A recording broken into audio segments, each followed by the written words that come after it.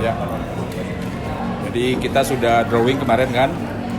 Dalam waktu dekat kita akan ada acara lagi pasti launching gitu. Launching itu prinsipnya akan memperkenalkan atau menginformasikan lebih detail soal apa nama pialanya, di mana tempatnya, siapa yang tuan rumah akan kembali akan diinformasikan.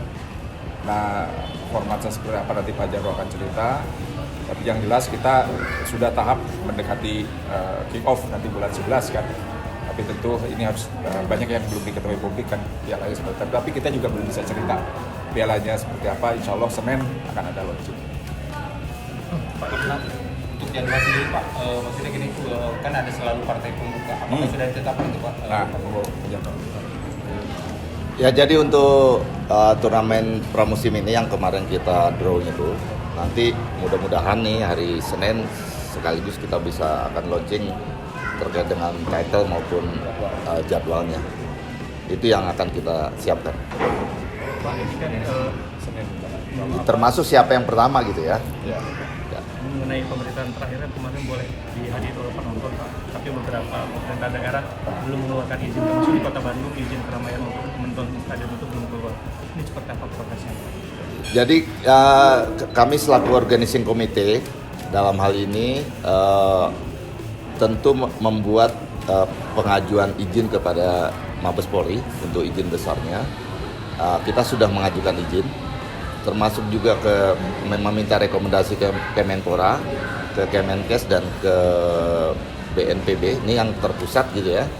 Nanti dari izin besar ini akan terus dijabarkan, dioperasionalkan ke 4 tempat tuan rumah itu tadi, yang akan dikerjakan oleh tentu dalam ini LOC dari 4 tempat ini venue yang ditunjuk. Nah, nanti juga pasti akan ada, mudah-mudahan ada rakor juga yang diselenggarakan kemarin juga pada saat kongres.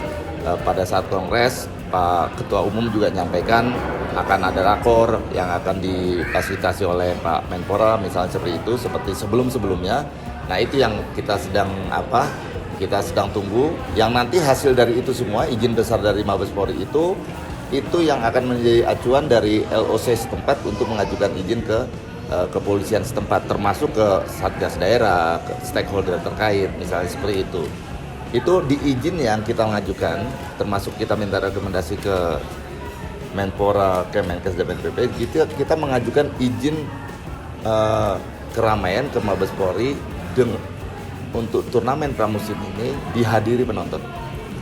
Kita mengajukan izin dihadiri penonton dengan sistem tiketing, dan jumlahnya kita mengacu kepada sesuai dengan kapasitasnya dengan kondisi PPKM setempat. Itu acuannya. Contohnya misalnya dari pemerintah daerah setempat, misalnya katakan PPKM level 1, ya berapa persen diberikannya, kalau PPKM level 2 berapa persen yang diberikannya sesuai dengan kapasitas stadionnya itu. Nah, kita mengajukannya seperti itu ke Mabes Polri, yang sudah kita ajukan ke Mabes Polri, termasuk rekomendasi ke stakeholder yang saya sampaikan tadi. Nah, mudah-mudahan ini dalam waktu dekat sesuai dengan apa arahan Pak Ketua Umum PSSI pada saat kongres, dan juga ada preskonnya. Mudah-mudahan dalam waktu dekat akan dilaksanakan rakor yang akan difasilitasi oleh Pak Menpora. Itu ya. Kita dari organizing committee ini juga nanti penjabarannya ke LOC. Tentu mereka kita harapkan mempunyai sistem ticketing online dalam hal ini. Kalau dalam masa normal itu pasti sudah ada juga, tapi sekarang harus dikaitkan dengan aplikasi Peduli Lindungi di situ. Katakannya misalnya dia misalnya ketika membeli tiket, dia sudah harus masuk Peduli Lindungi dan harus sudah ada persyaratan vaksin 2 kali misalnya. Nah ini juga yang menjadi bagian yang kita inginkan di LOC itu untuk nanti pada saat pemesanan tiket seperti itu.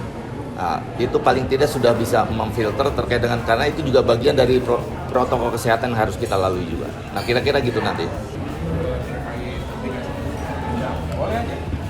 Ada titik kemarin kan Pak Ketum sudah mengklaim bahwa tanggal 27 akan dimulai. Apakah memang dipastikan tepat waktu? Jadi gini, tanggal 27 itu kan hari bukan weekend ya, gitu. Nah ini kita lagi coba exercise tanggal gimana kalau bisa mainnya di weekend, karena pasti kan kick off pertama weekend ini lebih gebiar lah daripada di hari biasa. kita akan coba di tanggal antara 23 sampai 24 lah.